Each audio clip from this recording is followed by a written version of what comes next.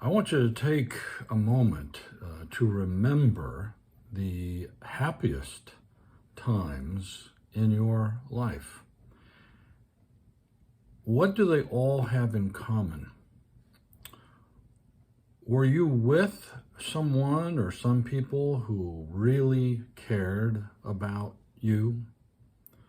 Were there individuals who brought light, love, warmth into your life?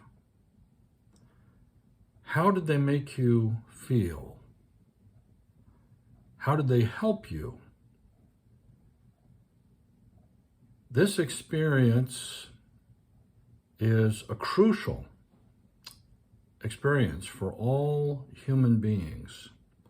Sometimes it begins with nurturing as a baby and continues from there with father and mother and family and other loved ones around you. And in some cases, it happens along the way or later in life where you come to know genuinely caring people, and they look out for you, and they do care for you and want the best for you.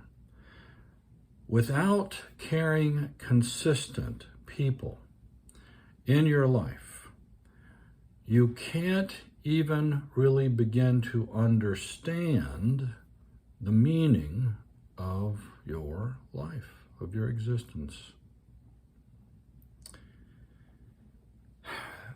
One of the things that Milton Mayerhoff in this book On Caring says is that of his own experience, he says, "My world becomes intelligible, understandable, for me through caring and being cared for." This is what the brain needs. This is what the human soul is designed for. And so things begin to make sense, come together, fit together, when we are genuinely cared for by others and we are trying to genuinely care for them. Now, over the past 60 years, I have gone in and out of many cultures. We've lived in different places as I was growing up, and I've interacted with people from dozens and dozens and dozens of cultures, different cultures all over the world. And I've been in and out of 87 countries and, of course, subcultures. And so as I was growing up, certain things were already formulating in my mind. And one of the things that became clear to me pretty early on, I would say even at 6 or 7, is that human beings really have more in common than they have differences. And this is crucial. This understanding that you're a part of humanity and it has a certain design, a certain pattern to it, is really a part of the key to having a meaningful, whole, cohesive life. What this basically means in terms of the common denominator among humans, it means that the basic needs of humans are in fact shared. They're shared. All humans need caring and nurturing and protection from birth for healthy development to occur. Now, all psychologists and neuroscientists know this. Without it, trust and order and emotional health cannot be achieved.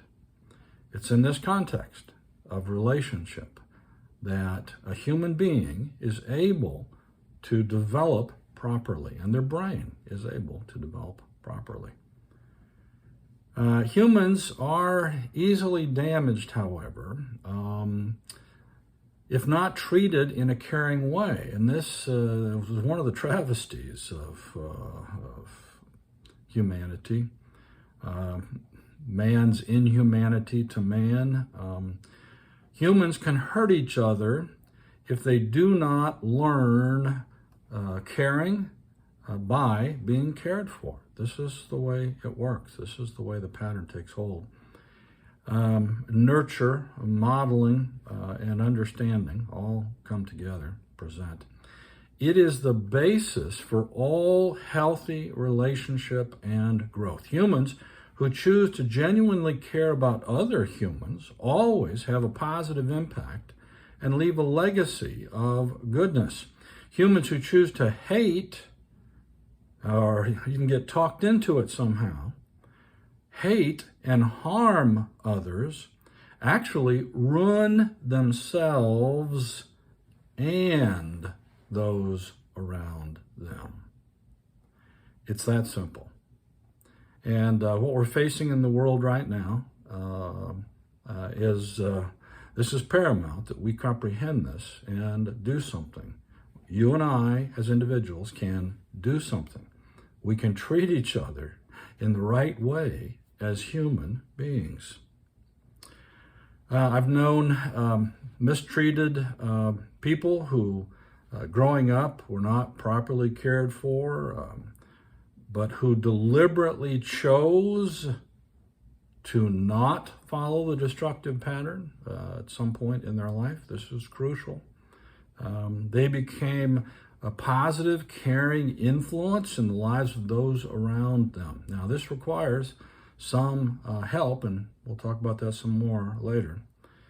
But it is quite possible, and it is paramount. It's one of the biggest decisions you'll ever make in terms of how you are going to live your life.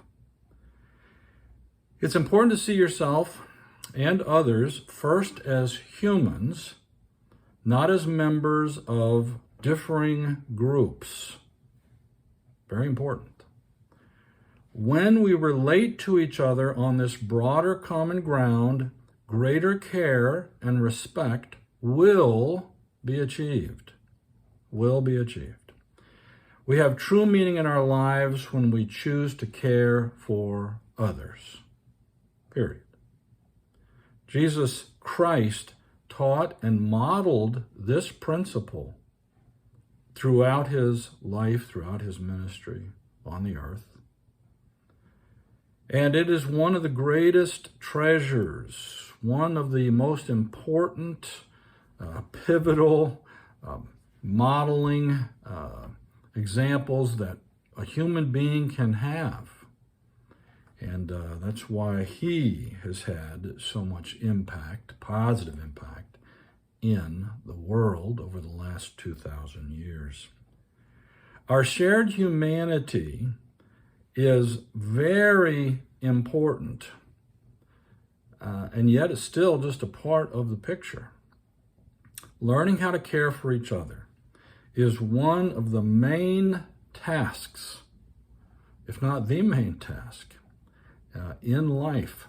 Now, we'll learn in the next episode some about what all is involved in this. There's a little more involved, but this is basically the picture. This is basically what is necessary for humans to live in a meaningful way. Now, Viktor Frankl, a well-known psychologist who survived a prison camp during World War II, talked a lot about searching for meaning. And he ends up mentioning that the more a person forgets himself to a cause or another person, the more human he is.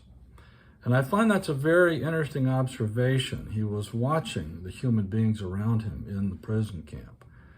And we'll talk about that some more, but we know throughout history that other famous people have remarked that caring about other human beings is central to our reason for living.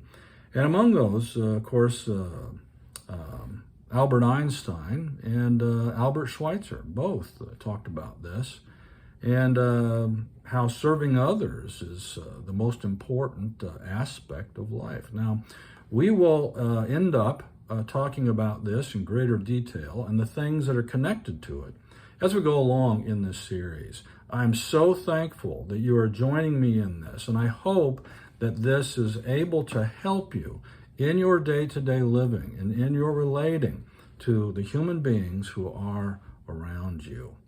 We'll see you next time. Bye-bye.